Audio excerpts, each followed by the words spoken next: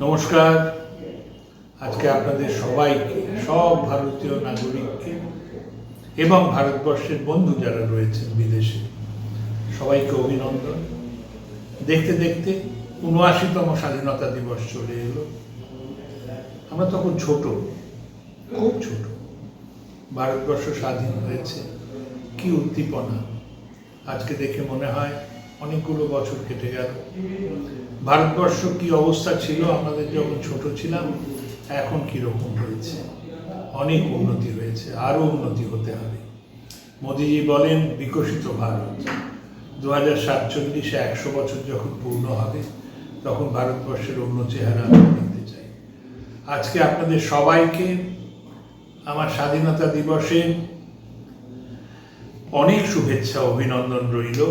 তার সাথে আপনাদের আহ্বান দেব যে আসুন আমরা সবাই মিলে নিষ্ঠার সহকারে একটা বিকশিত ভারত, তার সঙ্গে সোনার বাংলা তৈরি করার চেষ্টা করি। আমরা সবাই কাঁধে কাঁধ মিলিয়ে যদি কাজ করি, তাহলে সে স্বপ্ন অবশ্যই বাস্তবায়ন সম্ভব। আসুন আমরা সবাই মিলে লেগে পড়ি। নমস্কার, ধন্যবাদ, জয় হিন্দ, বন্দে মাতরম।